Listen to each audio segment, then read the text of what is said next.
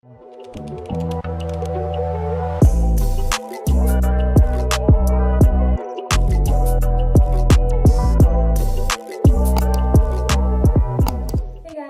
back to my channel. If you are a returning subscriber, then you already know the vibe. But if it's your first time seeing my face, hi, my name is Kimberly. I am a fifth-year medical student and I create faith, medicine, and lifestyle-based content. So if that is something that you're interested in, please do join the family by clicking that subscribe button. Today's video is, I feel like a video that I should have done a long time ago. I've been sharing with you guys my journey studying medicine in Zambia as an international student. I do get a lot of DMs on TikTok and emails, and I've helped about 30 to 40 people apply for medicine in Zambia in the past 2 years. Some of them started last year, some of them started last of last year, some of them are even about to start now in July. And at first I was really scared. I remember I was really scared because I was like, I feel so responsible for these people's lives, because what do you mean? But one thing about me, if you do DM me and you do send me an email, I will definitely tell you as it is. I don't sugarcoat. I'll give you all the negatives and I'll literally give you all the positives, and then you will decide what you're going to do with the information, whether you're still going to continue with your journey or whether you'll be like, you know what, maybe this is not for me. So I feel like the people that I've helped to apply, I have been 100% honest with them, and I feel like that's what my journey is all about. I'm very, very transparent. I don't sugarcoat. I'm very, very transparent. So I just want to give you guys some of the information that you need to know on how you can apply for medicine as an international student in Zambia. So number one, you need to know the admission requirements. Before you even think of applying to Zambia, what do they want you to have? Getting into medical school in Zambia, I'm going to say, is relatively easy. I'm not saying it's easy, because there are some people that I've helped and I was so disappointed because I really couldn't help them because there was nothing much I could do. And I'll talk about this later as to why I couldn't help them, because they didn't have the admission requirements. So for you to study medicine, like anywhere in the world, you need to have completed your secondary school, and you should have done physics, chemistry, pure mathematics, biology. Biology is also known as life science. So those are the 4 subjects that you must have done. Those are the 4 subjects that you must have done in high school. It's a must, literally. Like, if you don't have pure mathematics, you don't have pure sciences, you cannot apply for medicine. You cannot, because they look at your high school diploma. When it comes to the grades, when I was looking at the websites, most websites don't really say the grades, but some of them say you need to have at least 60% in all of these subjects. Some of them 70%. So minimum requirements vary based on the university, but I am going to say if you have 50% and above, then you have an opportunity to apply for medicine in Zambia. You can apply and you can get accepted if you're 50% and above, right? But if you're still in high school and you're still working towards doing medicine, just do your absolute best. Don't say, no, I'm aiming for 50 or I'm aiming for 60%. No, do your absolute best and aim higher, and just aim for your 70s and 80%. But with 50%, 60%, you can get accepted for medicine in Zambia, but not in all universities. Disclaimer, okay? Number 2, after now you know the admission requirements, the next thing you need to know is how to choose a medical school in Zambia. You are an international student, you're not even in Zambia yet. Maybe you're like me, I didn't know anything about Zambia. I'm not even gonna lie, I'm not gonna sugarcoat. I didn't know anything about Zambia, guys. There was nothing Zambian I was watching, so I had absolutely no idea what I was getting myself into. So if you are also like that and you don't have any family in Zambia, you don't have anyone that can give you, like, that can tell you, oh, this medical school is good or it's bad or it's what, I'm going to say that based on my research, I think there are about, I'm not sure, guys, these are not all of them, but the medical schools that I know about, right? And I have my book here, so I'm going to look down. The public universities where you can study medicine in Zambia, we have number 1, the University of Zambia, otherwise known as UNZA. Number 2, Copperbelt University. Number 3, the university where I'm at, which is Mulungushi University. those are the public universities that I wrote down. I'm not saying this is everything, but these are the ones that I know and I've heard of and I have information about. And then the private universities that offer medicine in Zambia, number one, you have UNILAS, which is the University of Lusaka. You have the very famous Cavendish University, Texila American University, and you have Lusaka Apex Medical University.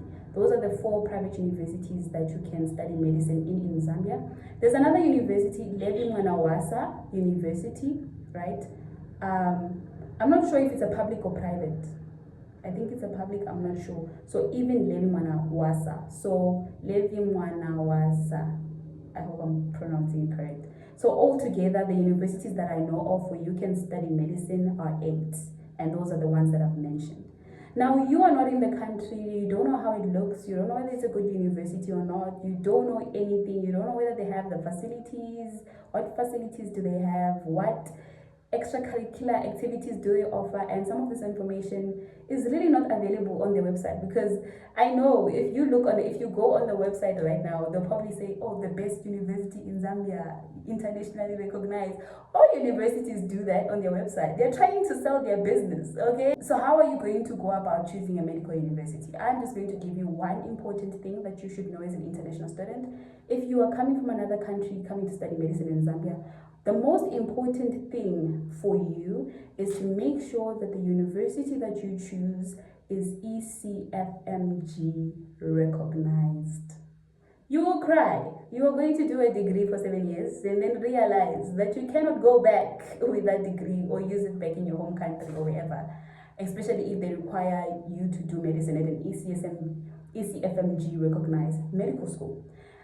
Right, so this is the most important thing. Forget anything else. Whether they have 2 classes, 3 classes, whether it's a double story, 3-story, that's not really important for you. You need to make sure that the school is ECFMG recognized, and you can check this right now by yourself on your phone. I'm going to give you guys the instruction. Maybe I'll try putting a screen recording somewhere here. So what you do first is you type on your phone World Directory of Medical Schools.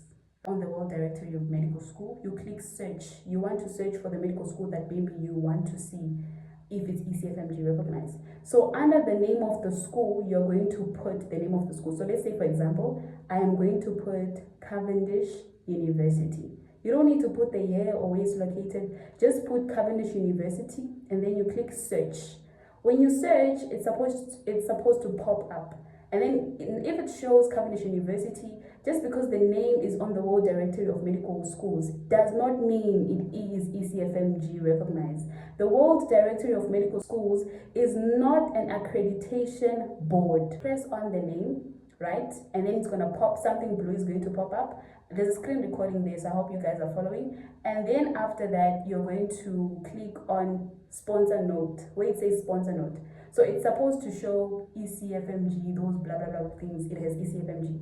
A school that is not ECFMG accredited, when you click on sponsor note, it's empty. So that's how you can check which schools are ECFMG accredited, which schools are ECFMG recognized, so that you can choose the best university for you. So once you've checked that, then you can choose whatever university that you feel you like, or based on the facilities and stuff. But the most important thing for you to check when you're choosing a university as an international student is checking if the medical school is ECFMG accredited. After that, you are basically going to prepare the documents. The documents that you need when you're applying are your regular documents. You need your academic transcripts. Now, your grade 12, your final grade 12, okay? You need your academic transcript, copy of your passport, cover letters. Those are the regular things that you need when you're applying. And then you apply online. Now, here again, I know that most of you, even the people that I've helped, even I struggled with this part. When applying online now, right,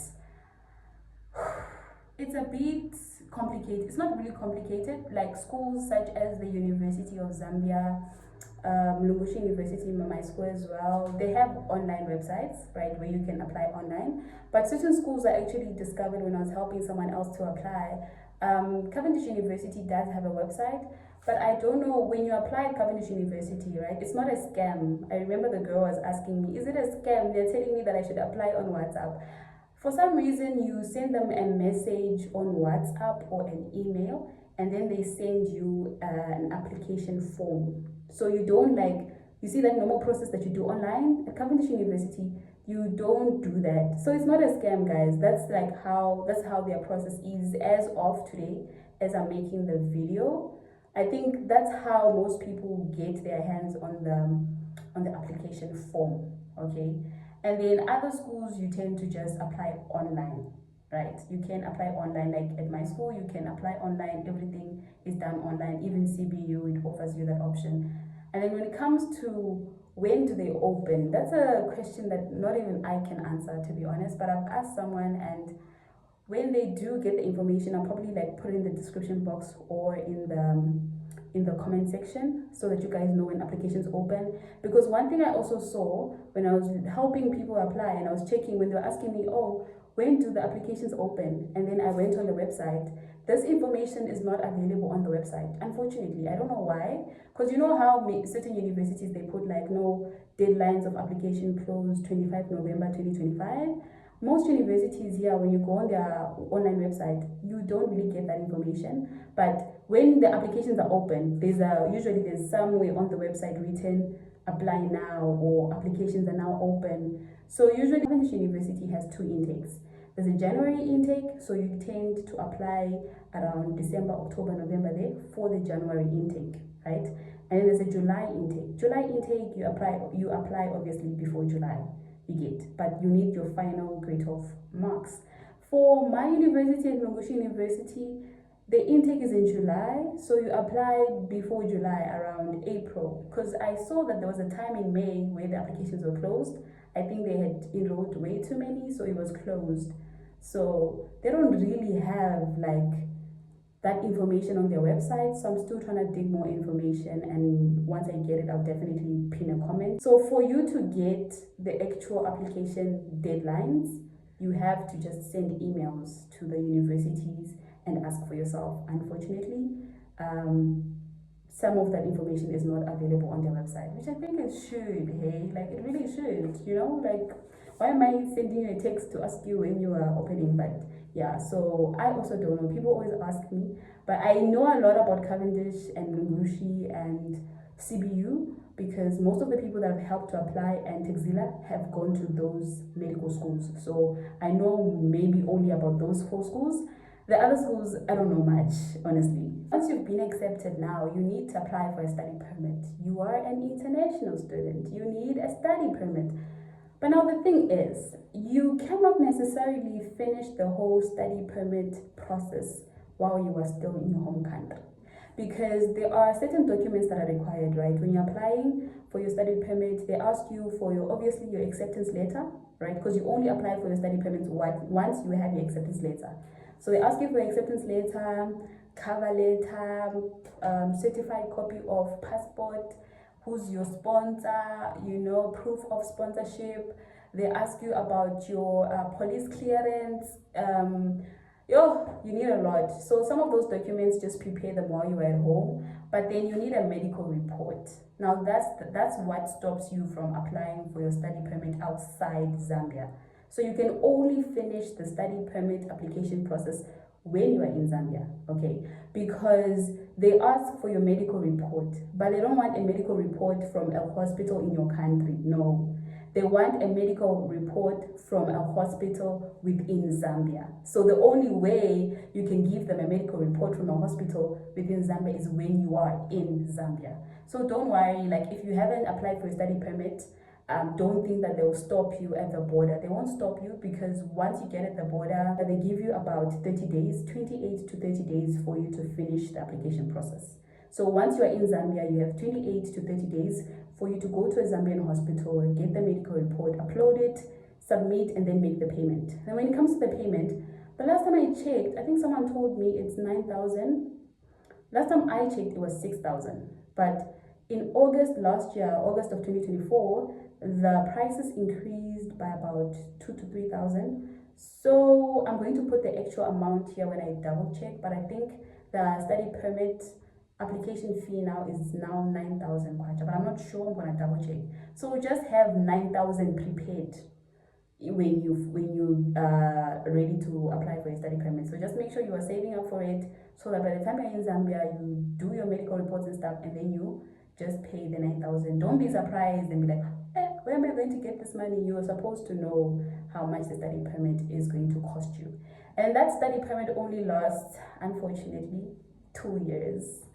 Yeah, every 2 years you have to renew your study permit. And currently, as of today, I renewed my study permit last year, December, and I had to pay 12,000 kwacha. So to renew your study permit after 2 years is 12,000 kwacha as of today, right? Which is a lot of money, so just have that information up front, and I just wanted to share with you guys. I forgot to mention that there is an application fee that you pay. It's different for each and every university. And sometimes other universities, if an international student, the application fee is higher than that of the local student. So just know how much the application fee is. This information is available on the website. So whatever school you go to, just check on the website. They'll tell you that local students and then international students pay that fee. Right now, I'm just going to talk about the frequently asked questions, right? Number one is there funding for international students? No. Unfortunately, guys, I know funding for medicine is very tricky, but unfortunately, there are only bursaries and those help for funding. That help is only available for local students. So only Zambians have these. I think it's called HELPS, which is like a bursary scheme. 50%, 75%, some of them are even on 100% bursary. But for international students, unfortunately, you have to pay for yourself. There is no bursary, no funding scheme whatsoever. Nothing. Yeah, unfortunately. And then another one I got was from a South African who was saying that, can you apply for medicine with distinction in maths literacy? That's another thing again. Guys, I was so touched. I was really so touched when I was helping her. Her combination of subjects was a bit weird because, I don't know, she was doing maths lit and life science, but she didn't do physics, but she did chemistry. I don't know which school she went to. Isn't that a crazy combination? Because don't you need to do pure maths to do chemistry? But she wasn't doing physics. So I don't know, guys, but unfortunately, maths literacy, right, is an unknown concept outside South Africa. Like, if you talk to anyone outside South Africa who has no knowledge of South Africa and you tell them, oh, did you do maths lit? Did you do maths literacy? Guys, the world does not know what maths literacy is. They don't know. They don't even know the contents. I even remember was helping someone to apply, and then I asked her to talk to the academic officer at Cavendish University. This girl was applying at Cavendish University, and I was like, I don't think you can apply with maths lit, but just ask her.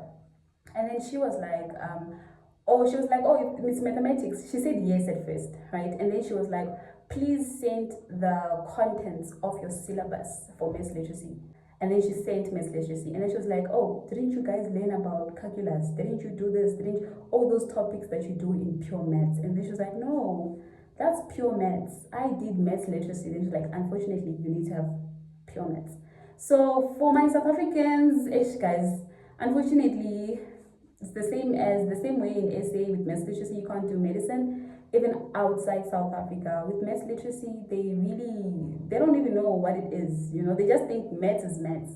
So you cannot. Even if you have a distinction in maths literacy, someone who has 52% in maths is going to get accepted for medicine in Zambia compared to you with 80% in maths literacy. So you cannot. The other question was, what is this?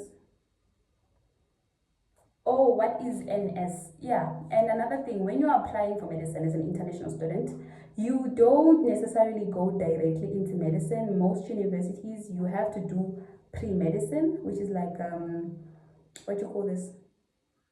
What you call that course that you do?